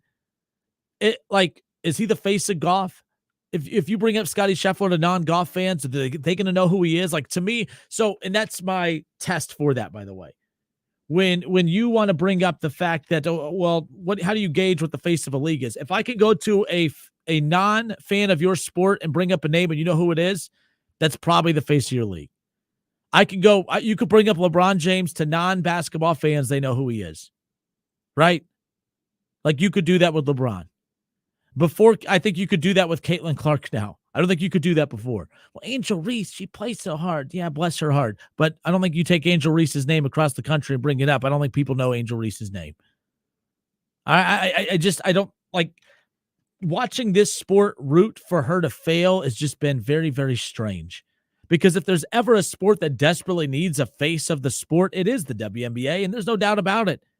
For the jokes to stop, for the comments about empty arenas to stop, for the fact that they operate at a loss every single year, for that all to stop, the only way that all that stops is for Caitlin Clark to be successful. I don't want to hear how hard these women work in the WNBA.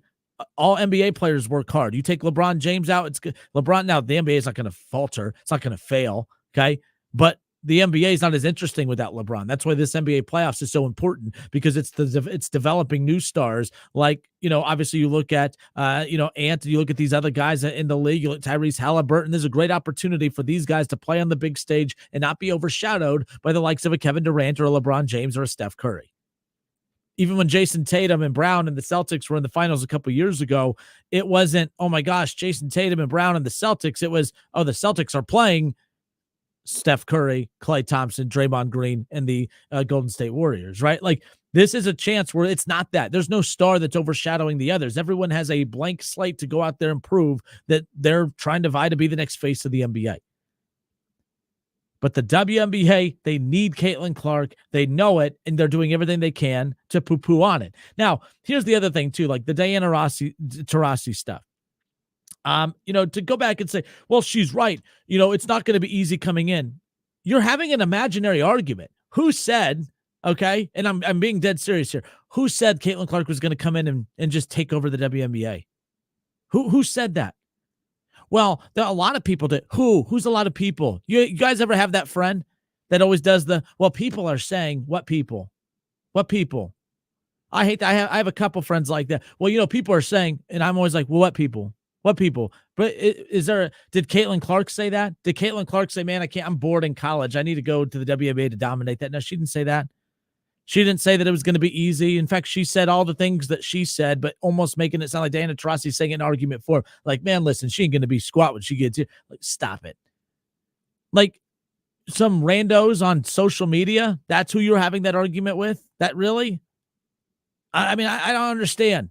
What in the world is happening that all of a sudden you guys want to root for her to fail? It doesn't make any sense. Let's go to Adam. Adam, thanks for holding.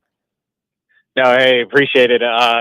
You took the words out of my mouth there with how you were describing Caitlin Clark, and you can't compare her to LeBron, but LeBron's rookie year when he came onto the Cavs, and the Cavs were not winning games with him, like you said, scoring 20 points, and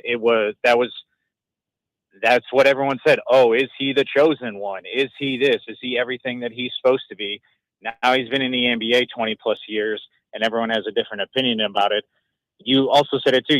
The WNBA realizes who Caitlin Clark is, what she means to everyone involved with the WNBA. They're going to do what they have to do. Caitlin Clark is going through what LeBron went through his rookie year. And as far as the face of the league with WNBA, and then I'll listen to you back on my comments. I still think it's Diana Taurasi, but you could say she is LeBron. She's been in the league. She's been in the league for, at least 15 years and all that stuff. Right. But now we're looking for that new face. So and you said at the end there before you took my call, anyone in the WNBA has a chance. Brianna Stewart, the teammate that on the Fever, I'm brain dumping her name right now for Caitlin Clark. Like, she has that opportunity. Boston, You have 10 players in the WNBA. They put on TV, nationally televised games every week. So like you say, with the NBA, they all have their opportunity. Appreciate the call, man. I appreciate you, man. I appreciate your call. Thank you. 518-1410, 937-518-1410. If you want to call in to jump in on the conversation, that's the thing. Like, so Adam, who just called in, listening to the show, said that, Diana Taurasi, technically the face of the WNBA, and maybe she is. I don't know, but if she is, she's not doing her part. Now you could say, well, she is doing her part. She's passing on wisdom, letting her know that it's not going to be easy. Who the hell? Why do you need to let me know? Why do you need to let Caitlin know? Caitlin knows that. Caitlin Clark never said that. Like, it's almost as if you guys have found an imaginary headline out there that Caitlin Clark says WNBA is going to be easy. Caitlin Clark says there will be no transition to the pro game, that it's going to be as simple as it was in college. Caitlin Clark said that there's no talent to the WNBA. Caitlin Clark said that Diana Taurasi is old and bitter. No, I said that. Let's see. Caitlin Clark has said nothing but all the right things. In fact, I think it pisses them off that the more they make these backhanded compliments about her, she just continues to smile and go and shoot and make it. Oh, but they're not winning. They're 0-4. And you think that's good for the league? This is the biggest opportunity the WNBA has had to be relevant in its existence. And there are people celebrating her 0-4 start. Why? Like, if that's the case, they deserve to fail. The WNBA as a whole deserves to fail. These athletes are just absolutely insane to me. Ron Howard jumps in, says, she's, let me see if I can pull this up. There it is. She is jealous of Clark, attention on her, not me type of mentality. Yeah, no, I mean, I think that's what it is. And the other thing too, like, if Diana Taurasi is the face of the WNBA, let's be clear, she is failing as being the face of the WNBA, because if you actually cared about the future of the WNBA, you'd be wanting to do everything you can to prop her up. Did LeBron ever bury Giannis Antetokounmpo? Did LeBron ever bury Nikola Jokic? No. LeBron's never as the face of the NBA, LeBron is never burying anybody. In fact, he gets criticized because every time he says something nice about another star player that's either coming in or, as a current star player, it's, oh, look, he's tampering. He's trying to become his teammate, blah, blah, blah, blah, blah. He could do no right in your guys' eyes. But the bottom line is the face of the NBA, it is his responsibility to continue to praise and make sure that the rest of the league knows that, hey, there's a ton of talent here. And that's what Taurasi's responsibility is, and everyone else. And what they do is they're the backhanded compliments. Well, it's not going to be, she's a great player, but what? You're a great player and no one cared before. The league had a lot of great players. No one cared before. There's a reason that they're bragging about all the TV numbers going through the roof, attendance going through the roof, all this stuff. All that's because of her. And it pains people when people say that, because they're trying to turn it into something that they're not, that it's not. Like, I don't, like, I hear, a lot of people bring up, that race has a little to do with it. Is Caitlin Clark the first good white women's basketball player? No. In fact, you look at Sabrina Ionescu. You look at Diana Taurasi. You look at, Brianna Stewart. You look at Sue Bird. The whole league is made up of nothing but really good white players too. Like, not saying nothing but white players, but like the league, in fact, as far as women's basketball goes, there's way more really good white players in the WNBA than there are NBA. That's a fact. So how come when really good previous white players would go to the WNBA, it didn't turn into this?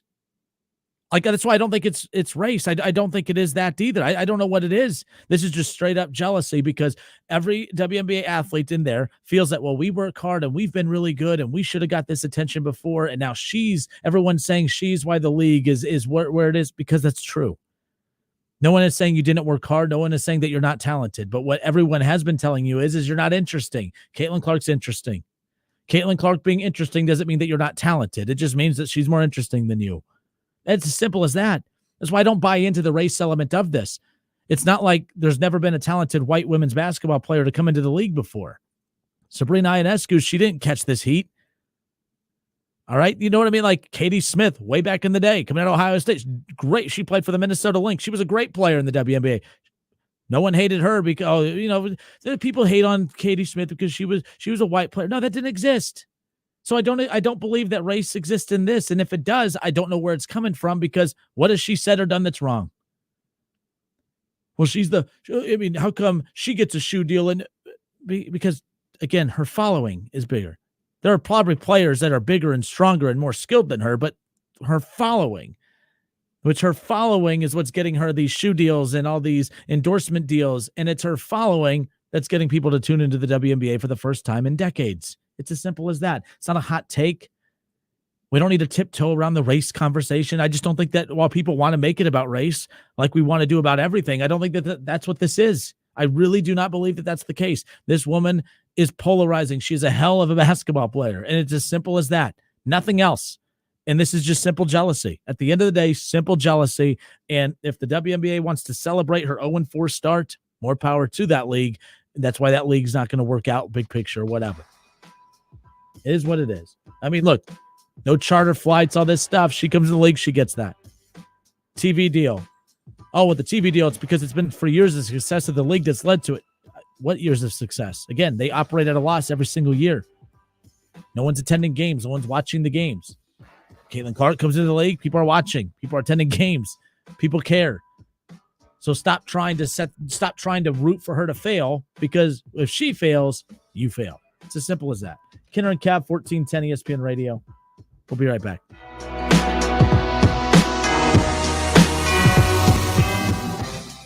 It's the Justin Kinner Show with Kev Nash on 1410 ESPN Radio. And now, Public Education Matters with Ohio Education Association President Scott Damaro. All students, no matter where they're from, what they look like, or where they live, deserve to see themselves in their curriculum and to feel appreciated and respected for who they are.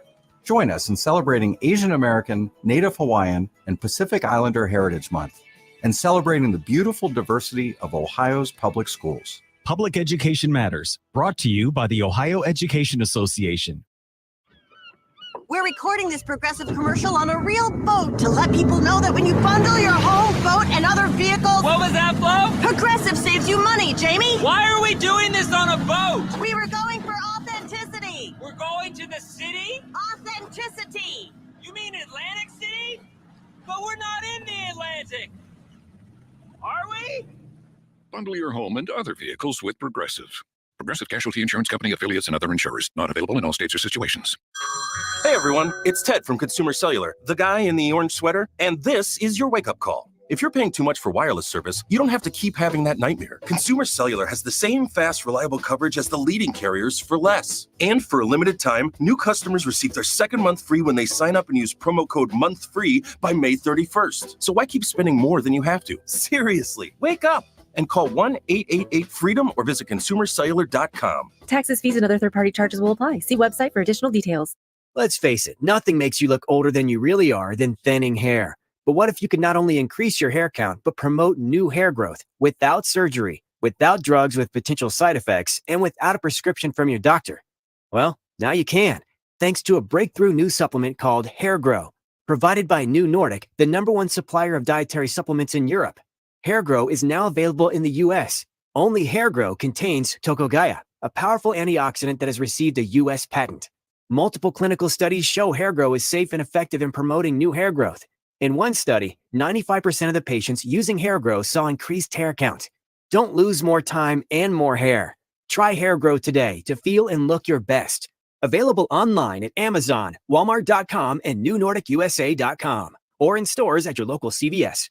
Look younger and feel more confident with Hair Grow by New Nordic at NewNordicUSA.com, or in stores at your local CVS.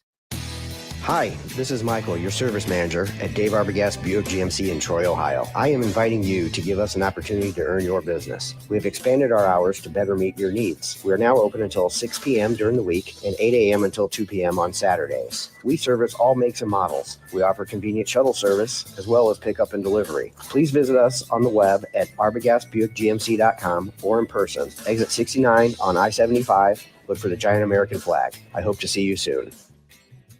Save big money on your next flooring update. Now at Menards. Update your floors with Palmero vinyl plank flooring. It adds a stylish look to your home. Plus, it's durable, waterproof, and easy to install. It's on sale now through May 27. Save big money on our wide variety of flooring options in-store or online at Menards.com. For more great deals in our weekly flyer happening now at Menards. Save big money at Menards. Veterans, were you exposed to harmful burn pit smoke while serving overseas? The Department of Veterans Affairs has recognized and is providing benefits to veterans who suffer with asthma, rhinitis, and sinusitis as a result of burn pit exposure. If you served in the Southwest Asia Theater of Operations or Afghanistan, Uzbekistan, Syria, or Djibouti, and suffer from any respiratory illnesses that you believe is a result of exposure to burn pits, contact the Montgomery County Veterans Service Commission at 937-225-4801. There's never any FOMO with the iHeartRadio app. You won't ever have to miss out on your favorite shows and contests with this radio station again. Radio 24/7, 365. We're here when you want us. Stay connected and listen anywhere when you download the free iHeartRadio app. Listen to this station anytime, anywhere on Odyssey. Odyssey is your new audio home for all the music, news, sports, and podcasts that matter to you. Odyssey. That's AUDACY.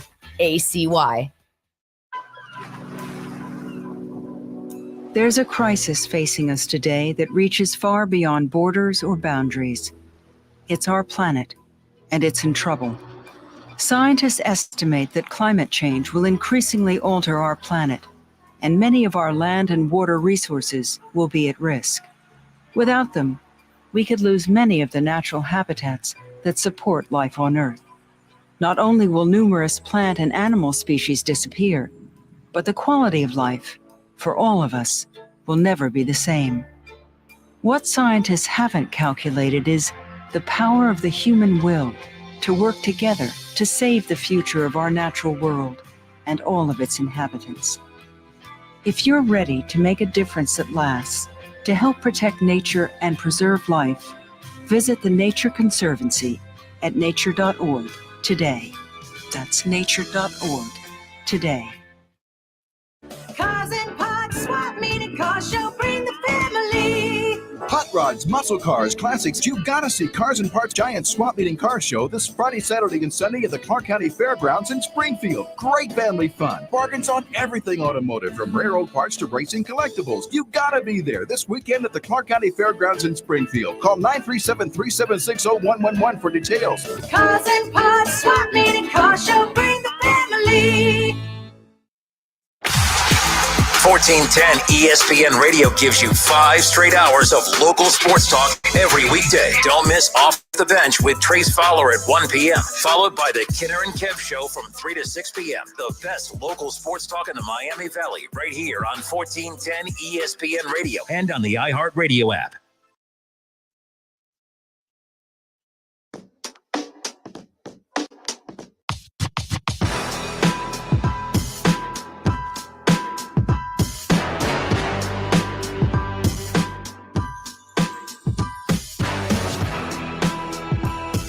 And And we are back. It's 4:45 here in the Miami Valley. Justin Kinner with you here on Dayton's ESPN Radio, 1410 Wing AM. If you missed our conversation with DaRon Holmes, we'll have that coming up for you here in the third hour. He was with us in the studio for the entire hour, first hour of the show. So we have that coming up for you here in just a bit. How about this? ESPN has reached a 5-year agreement to sublicense select college football playoff games to TNT Sports. So TNT will present 2 first-round games during the 24 and 25 college football playoff seasons. In addition to first-round games, TNT will add 2 quarterfinals each year, 26 through 28, the year 2026 and 2028.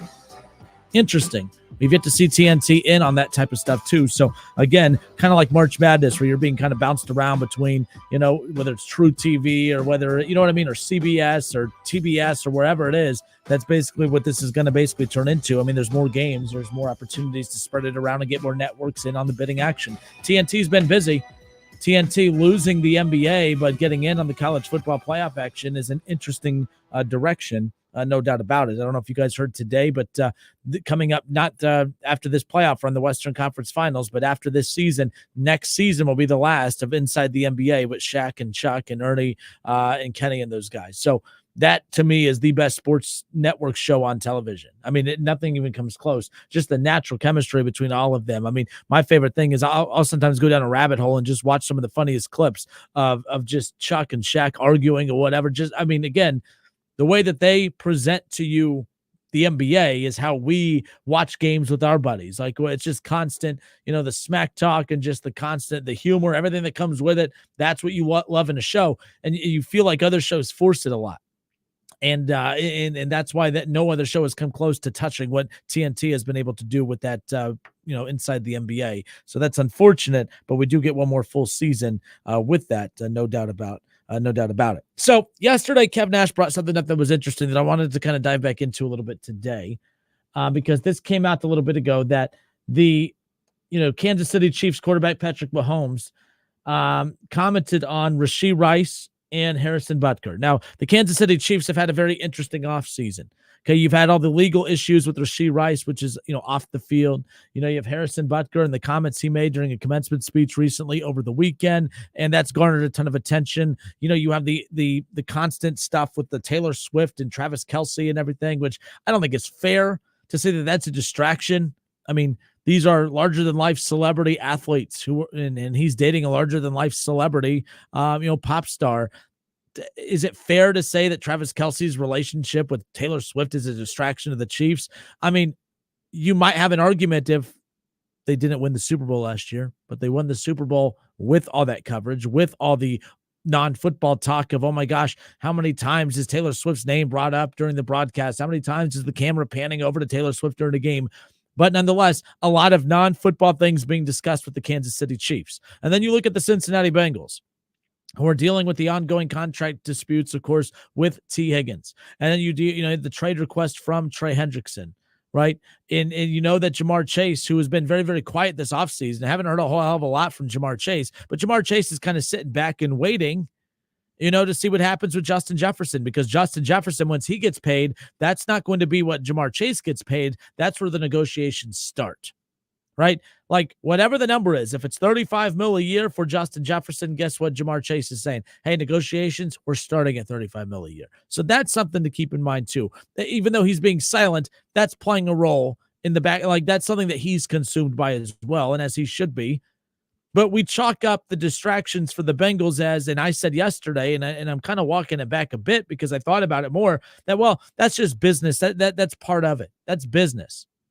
But a lot of times business is more of a distraction than a relationship off the field. I mean, like I said, the Kansas City Chiefs just won a Super Bowl with the distraction that you're trying to say of a Taylor Swift. Now, you could bring up the fact that Rashee Rice, that his legal issues could become a distraction to him not being on the field and all that type of stuff. And absolutely, that definitely could. But at the same time, the Cincinnati Bengals, it's not like the strength of their team is their wide receiver room. If they're without Rashee Rice, it's not as if, oh my gosh, the Kansas City Chiefs are defined by their wide receiver room. They're not. They're defined by their ability to run the football, their offensive line up front, their ability to, of course, get their tight end involved, and their ability to get to the quarterback. It's all about the quarterback. It's all about getting to the quarterback and their quarterback. and their quarterback is kept upright. Their quarterback hands the ball off to in a very effective run game, and he gets the ball to, of course, the best tight end in football, and Travis Kelce. So Rashee Rice, it's nice to have him out there, right? You want him out there, but I don't think that this is why the Chiefs are not going to win a third straight Super Bowl.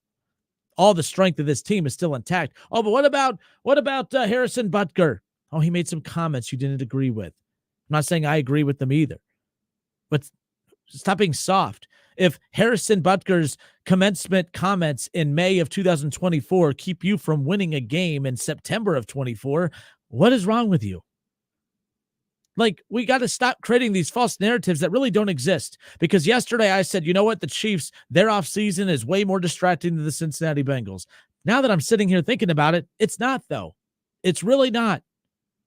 Because when you think about the guys that are in kind of in flux and seem to be distracted a bit, they are guys that play key roles in the success of the Cincinnati Bengals. Rashee Rice adds an extra layer to the Kansas City Chiefs. But you take Rashee Rice out, it doesn't change the plan of attack for the Kansas City Chiefs. You take T. Higgins out, it changes the dynamic of that offense. You take, Trey Hendrickson out. I mean, what led the league in sacks last year? I mean, 19 sacks, whatever crazy number it was. I mean, an unbelievable individual season last year, but he also did that on the second worst defense in the National Football League. Like, that's a problem, right? So I say all of this because if T. Higgins is more worried about his contract than what he's doing on the field heading in, and he's not participating in off-season programs and all this, that, and the other, that's a problem, especially for a team that has traditionally been a slow-starting team. To say that it's nothing, I was wrong in that. It is something. You can't say Taylor Swift is a distraction to the Chiefs. They just won a Super Bowl with her at pretty much every game, with her name being brought up pretty much every week in every press conference.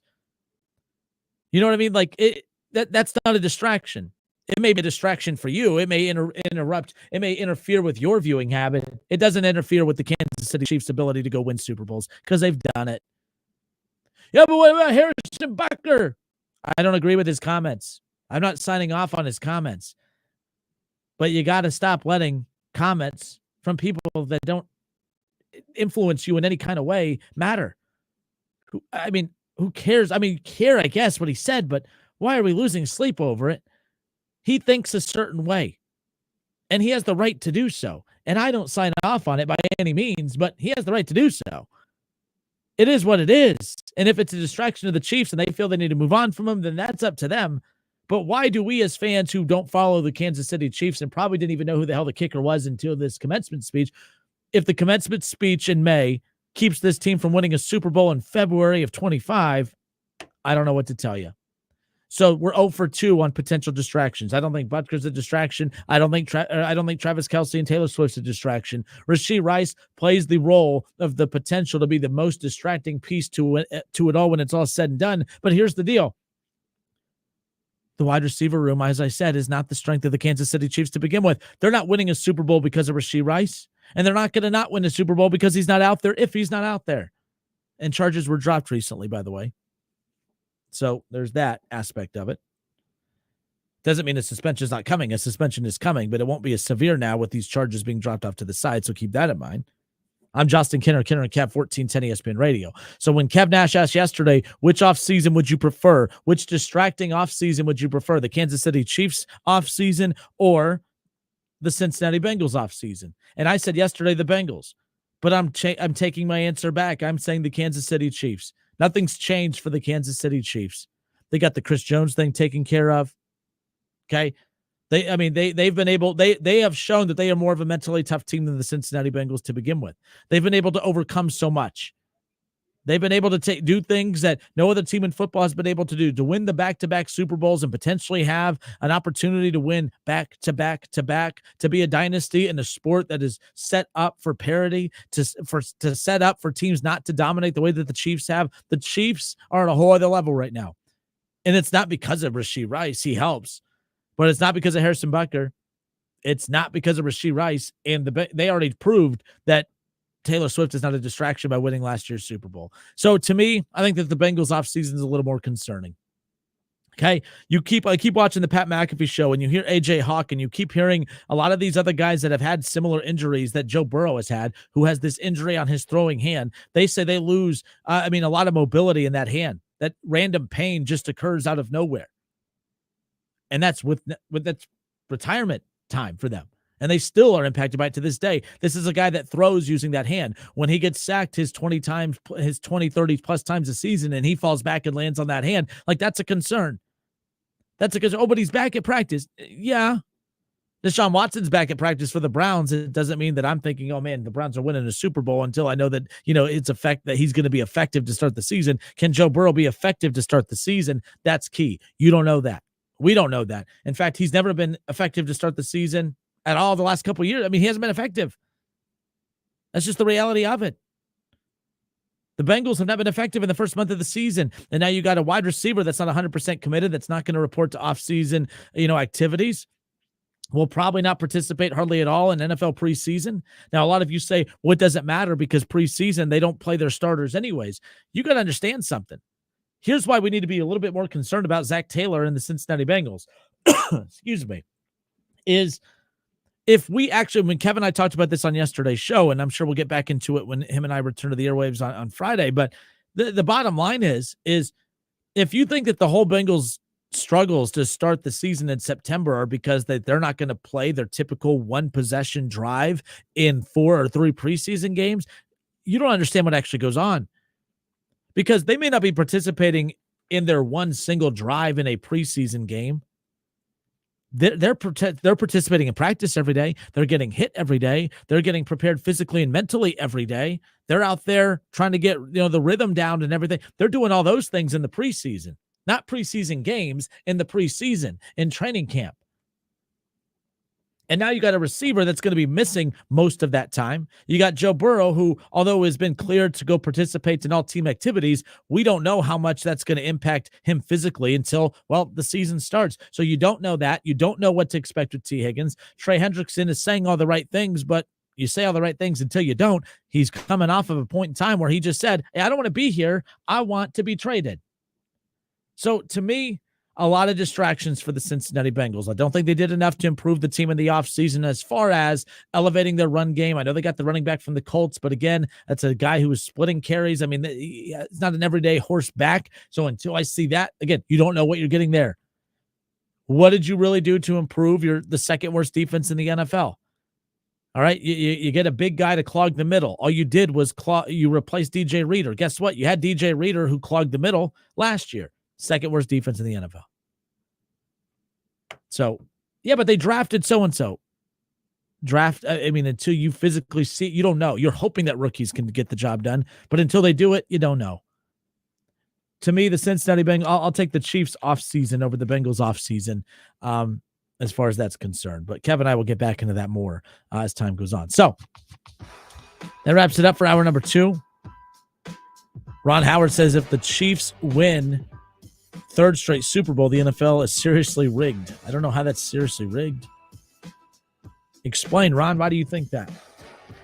All right, that wraps it up for us on Chatterbox today. On radio, we go into hour number 3. If you missed our conversation, Dayton Flyers' DaRon Holmes spent the entire first hour of the show in studio with us. If you missed it, don't worry. We got that coming up for you on the other side of the break. Flyer fans, let me have it when I defended the splitting of the A-10 Player of the Year. Well, DaRon Holmes, we discussed that. We discussed Wright State and Dayton. DaRon Holmes wanted to play Wright State. But Dayton said, you know what, we do what we want. We don't care what the star players. I'm joking. But he said it, yeah. They brought up the Grant Basile game when he transferred to Virginia Tech and torched them. We talked about that. We talked about, of course, what he's doing to prepare for the NBA draft. The experience of, that come from behind win in the first round of the NCAA tournament against Nevada, going up against Arizona. We talk about it all. Kinner and Kev, 1410 ESPN Radio. Our conversation with DaRon Holmes coming up next.